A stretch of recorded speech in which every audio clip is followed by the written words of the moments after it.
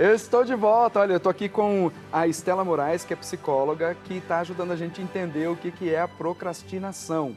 Talvez você que nunca tenha escutado falar essa palavra, está se identificando com o desvendamento desse conceito, dessa palavra difícil aqui, está se identificando com algumas coisas. Mas nesse bloco, nós vamos falar sobre, dar algumas ideias de como evitar a procrastinação. Depois tem uma pergunta aqui maravilhosa para ser feita. Alguém mandou aí no Facebook a pergunta para que você responda. Mas nós vamos começar com essa tela aí que traz as ideias de como evitar a procrastinação e depois pedir para a Estela nos ajudar a compreender. Como evitar a procrastinação? Alinhar seus objetivos com o seu propósito de vida e missão. Segundo, criar metas bem definidas e uma estrutura alinhada para chegar ao seu objetivo. E terceiro, aprender a persistir. Vamos lá, vamos comentar cada uma dessas ideias. Tá, a primeira, essa questão da missão, né, do propósito. Então, assim, hoje o que eu faço, por exemplo, eu trabalho em uma área em que eu não gosto, né? Não é aquilo que é minha missão. Existem muitos profissionais hoje, o psicólogo, o coach, existem treinamentos para que eu possa, né, eu estava falando para você agora, que a gente não aprende a olhar para a gente. Na escola a gente aprende um monte de coisa, mas a gente não aprende inteligência emocional, educação financeira, nada disso que é importante na prática, né? Então, se conhecer para entender qual que é a própria missão, entender quais são os valores pessoais, porque, por exemplo, se meu valor é família, como que eu vou trabalhar num lugar que eu viajo a semana inteira? E aí você vai fazendo o quê? Você vai empurrando com a barriga. Mas talvez também a pessoa está interessada no retorno que vai ter, no retorno financeiro. Aí ela não é feliz no que está fazendo, mas ela está interessada no retorno financeiro. Por isso que é interessante alinhar propósito. Que se família vier na frente de dinheiro, né, existe uma ferramenta própria no processo de coaching que a gente faz, que é para você alinhar valores. Então, se família tiver, a família, amor, relacionamento, tiver na frente do dinheiro, ela vai precisar alinhar de uma forma que ela consiga atender as necessidades básicas dela também. O dinheiro não vai ser o que vai mover, não vai ser a missão. Então, não vai ser o suficiente para que ela faça um trabalho bem feito. No conceito cristão, a gente diz assim que a vocação, ela implica felicidade.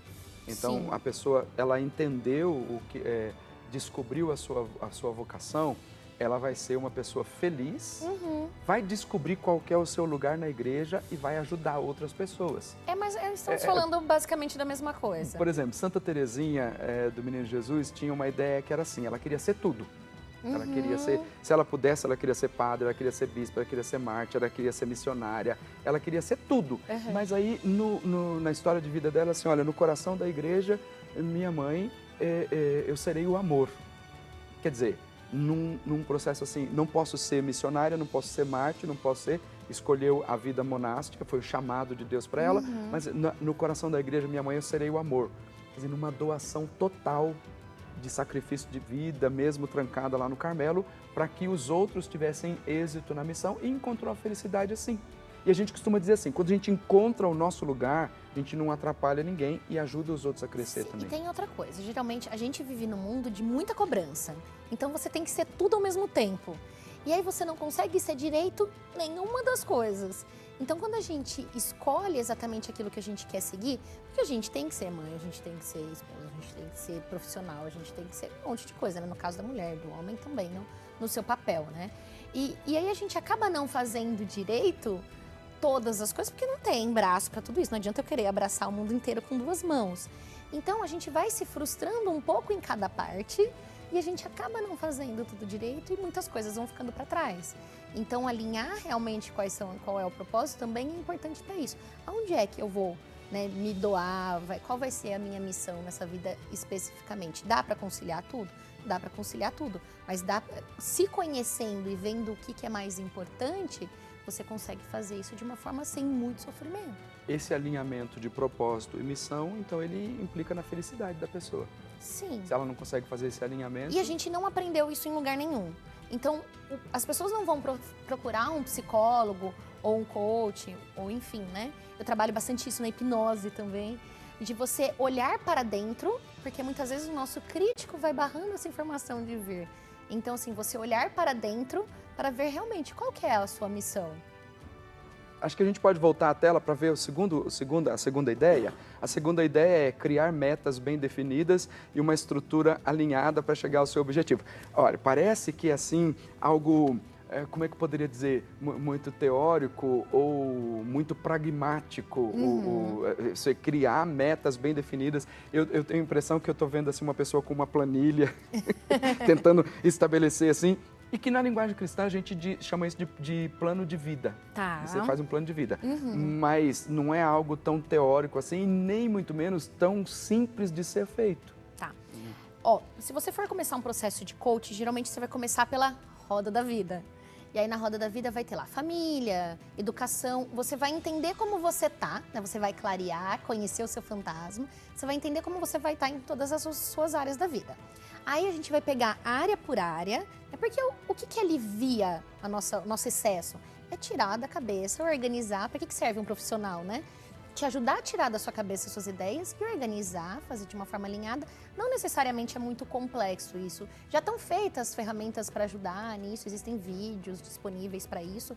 Então, assim, você tira, aí existem processos. Vou te dar um exemplo simples para você ver como que a gente pode transformar isso, sei lá, numa carreira, por exemplo. Então, eu quero comprar uma televisão nova, tá? Então, quanto que eu preciso? Qual é o valor da televisão nova? Tá, então o valor da televisão nova, sei lá, é R$6.000, tá? Um exemplo. Então, quanto que eu preciso dentro do meu salário, da minha possibilidade de vida hoje, quanto que eu preciso guardar por mês para que eu consiga comprar, sei lá, no final do ano, uma televisão nova ou daqui 10 meses. Colocar metas deste tipo para que, assim, todo mês eu possa olhar lá e falar assim, olha, eu preciso guardar R$1.000 por mês, sei lá, R$500 por mês. Então, esse mês eu consegui, não consegui, então no outro eu vou guardar R$100 a mais, que é o que faltou. Então, quando você cria esse checklist, que você faz isso, você consegue fazer de uma forma mais tranquila. Porque com tanta informação que o mundo passa pra gente, a gente acaba não conseguindo organizar internamente. Então, existem métodos que foram feitos, né, para o nosso mundo hoje, nossa forma de viver, para facilitar você alcançar os seus objetivos. Então vamos ver a terceira ideia. Vamos voltar aí a telinha ver a terceira ideia, é possível? A terceira ideia é aprender a persistir. Pronto. Isso é uma coisa muito ligada à decisão, porque às vezes a pessoa se encaminha um longo período, insistindo num objetivo, mas se cansa e aí falta pouco para ela chegar na meta final, mas acaba desistindo. Eu costumo sempre dizer isso aqui. Às vezes a pessoa, aplicando a vida cristã, ela tem um progresso, falta pouquinho para ela atingir, ela vai gastar muito mais tempo e desprender muito mais esforço para voltar para a estaca zero do que caminhar mais 30 passos e chegar na reta final. É muito interessante isso. Eu, além, né, de atender na clínica, eu trabalho na Escola Brasileira de Programação Neurolinguística. E a gente tem uma formação para os programadores, né, que é a formação de Practitioner em PNL, que a gente dá um desafio para as pessoas, né, para fazer um malabares e tudo mais. E a gente explica depois, que é você aprender a errar. Você só alcança um objetivo se você se permite errar. Só que a gente é ensinado no mundo que errar é algo ruim. E se você não é, os maiores empresários hoje, eles faliram muitas vezes. Então você se culpa, você se maltrata, porque você faz uma vez e você erra, você acha que é algo ruim. Mas eu só consigo aprender muitas vezes se eu errar. Então, quando um dos maiores ensinamentos dentro desse curso é aprenda a errar. Se permita errar, porque aí você não desiste, porque você sabe que cada erro que você tiver é um aprendizado novo. Quer dizer, é um processo de superação também. Sim. Porque quando você erra, talvez a pessoa pode pensar assim, o que o outro está pensando de mim, do meu fracasso, da minha... Tem a ver com o que você falou da imagem, porque a gente costuma ser voltado para o outro, o que o outro vai pensar, mas só a gente, dentro da gente, conhece a nossa história e conhece as nossas limitações. Então, quando a gente foca na gente e esquece um pouquinho do que o outro pensa, né? Se a gente olhar que cada um enfrenta a sua própria batalha, é muito mais fácil da gente olhar para os outros também têm as dificuldades deles, né? Então é passar a amar a gente mais. É uma questão de insegurança, buscar a aprovação do outro, né? Então se amar mais, aceitar as nossas limitações que o outro também tem, né? Na linguagem bíblica, São Paulo sempre usa, em alguns dos textos, a imagem do atleta. Para que você chegar lá no objetivo final, você tem que treinar muito, tem que estar preparado, não desistir. Então, corro como um atleta, rumo à meta que Deus preparou para mim. E sempre ensina a persistir e nunca desistir. Então, a meta, quer dizer, quando o Papa Bento XVI escreveu a encíclica sobre a esperança, aí ele dizia assim, vale a pena o sofrimento do caminho em vistas da meta que eu tenho para alcançar. Quando você tem um propósito grande, você esquece um pouco de todo o sofrimento. Mas é muito interessante o que você falou do olhar do outro sobre si, porque a gente acaba vivendo preocupado com o que os outros vão. Achei interessante o seu exemplo de ir para a igreja, o que vão pensar as pessoas do meu passado, né, de ir para a vida cristã, enfim. Porque eu tô preocupada com o que os outros vão pensar de mim.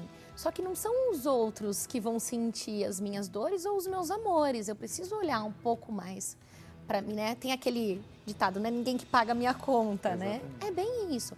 Você precisa saber e se conhecer para entender quais são as suas dores e seus amores, porque o outro não interfere. Um processo difícil, porque quando a gente passa por um processo de autoconhecimento, a gente vai conhecendo as nossas limitações, também conhece as nossas potencialidades, Exato. sem dúvida.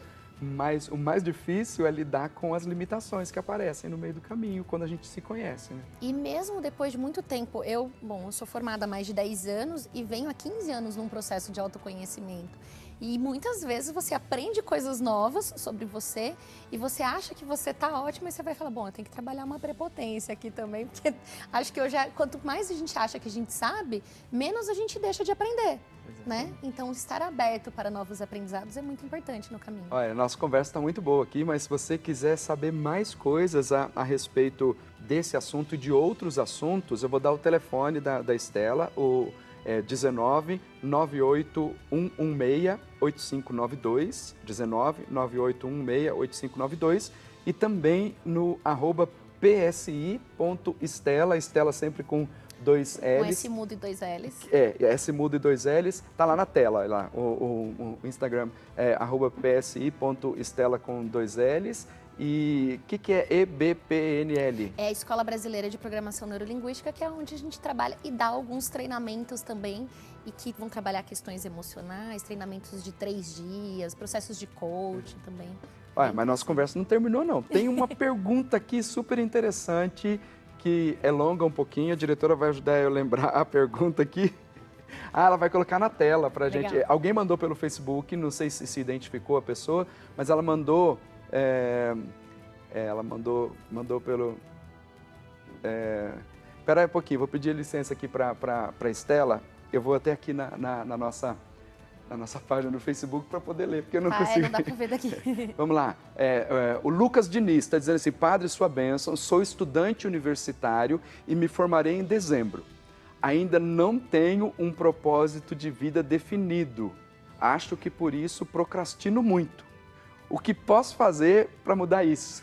Tá? Então, a pergunta. Você Vamos sabe lá. que hoje, se vocês me permitirem, depois eu posto no link ali mesmo, eu vou dar uma palestra junto com uma amiga minha sobre isso. Quando você se forma, o que você vai fazer depois? Porque você não tem muito bem definido. A gente faz com 22 anos, a gente não sabe direito ainda o que a gente quer fazer, né? E aí fica essa questão de não ter um propósito definido. Então, assim, o processo de autoconhecimento, essa obrigação social de que eu me formei, eu tenho que começar uma atividade que eu nem sei direito. Muitas vezes eu escolho a faculdade baseado na minha mãe, no meu pai ou na sociedade, o que ela diz para fazer. E quando eu termino, que eu passei por todos esses anos de faculdade, não é isso que eu quero agora. Então, esse momento de internalização, às vezes eu aconselho quando a pessoa não sabe, né? Tem gente que termina a faculdade e fala, é isso mesmo. Parar um tempo para reflexão, né? A gente costuma falar do ano sabático, né? Por que a importância disso? Porque muitas vezes a gente não sabe mesmo o que fazer e tá tudo bem. Só que a gente é cobrado a saber o que fazer o tempo todo. E tá tudo bem, você... como que é o nome dele mesmo? Lucas Diniz? Lucas, Lucas tá tudo Diniz. bem você não saber. Assim como você não sabe o seu propósito, grande maioria das pessoas também não descobriram. Pois é, depois que eu li ali a pergunta, agora eu tô conseguindo enxergar daqui. Não, eu não tô ainda. Mas a última pergunta, ele disse, acho que ainda não tenho um propósito de vida definido. Quer dizer, ele diz que vai se formar em dezembro e não tem um propósito de vida definido. Será que é uma coisa que durante o processo de estudo a gente tem que pensar, né? Porque o processo de estudo ele já é tão árduo, né? E principalmente quem está no processo final, porque você tem que entregar trabalho, entregar TCC e aquela loucura, tem gente que fica deprimido por causa entra num processo de depressão por causa do TCC. É o que eu falei agora há pouco, dos vídeos que tiveram bastante acesso. A gente não é ensinado na escola, a gente não é ensinado como que a gente vai trabalhar, a gente não é ensinado propósito, inteligência emocional, educação financeira, como que você vai montar seu negócio, como que você vai atuar, de fato. A gente ensina a teoria, mas na vivência a gente não aprende isso na escola. Então, assim, a importância de se ter um profissional, né, orientando, de procurar um psicólogo, um coach, procurar treinamentos específicos para isso, é porque em nenhum lugar a gente aprende. E não tem como a gente saber como buscar um propósito se a gente não aprendeu, porque tudo que a gente sabe a gente aprende, né? Eu não tenho base teórica nenhuma para responder essa questão do Lucas Diniz, mas eu diria aqui, né, que para que eu respondesse, eu teria que fazer para ele uma série de outras perguntas. Ele teria que me responder algumas outras questões para eu entender por que ele não estabeleceu ainda uma meta, tendo já, não sei que curso que ele está fazendo, né, mas o que impede de que ele estabeleça essa meta. Você sabe que assim, o pessoal fala, você estudou 5 anos de psicologia para você ouvir as pessoas? E na verdade é para a gente saber fazer as perguntas certas para gerar nele esse poder de reflexão, para entender o porquê ele ainda não tem um propósito. Eu não vou dar as respostas para ele, mas eu vou ajudá-lo a chegar na resposta dele. Então, essa questão de buscar uma pessoa para ajudar, no processo de vida cristã, a gente sempre diz assim, você tem que buscar em Deus a virtude da humildade. Porque enquanto você acha que sabe tudo, você vai batendo a cabeça para tudo quanto é lado, não acerta, porque está precisando de uma direção espiritual, está precisando de alguém que te oriente e que na linguagem técnica, você precisa de um psicólogo, precisa de um coach para te ajudar a entender. Mesmo orientação mesmo, você buscar a referência do padre, da sua igreja, alguém que saiba aquilo que está sendo falado, né? Porque a gente não nasce sabendo. E quando eu aceito que eu não sei, aí eu consigo buscar ajuda. Vamos lá, pergunta para a psicóloga. Se possível, responda, agradeço. Está dizendo aqui, meu filho é uma pessoa compulsiva, pensa em suicídio, pensamentos negativos, melhoras e recaídas rápidas. Quero saber se são sintomas de depressão ou não. Tá, qual que é o nome dela? O nome dela é Otacília, ela é de São Paulo, capital. Otacília, a compulsão, né, ela é um sintoma. E aí, assim, a gente talvez teria que mudar um pouco o tema para falar mais especificamente, mas ele é um sintoma de uma patologia, compulsão. Existem transtornos relacionados a isso. E ela apresenta aqui também a questão de pensar em suicídio. Sim, porque o compulsivo, ele está preso numa linha de raciocínio e aí fica... estar preso nisso gera uma certa... um incômodo, gera uma tristeza, gera um desespero, né, na pessoa. Se você fica à vontade para me chamar no WhatsApp ou, enfim, entrar em contato comigo caso você queira maiores informações. Mas é necessário pedir ajuda. Eu não sei se ele já faz um acompanhamento, né?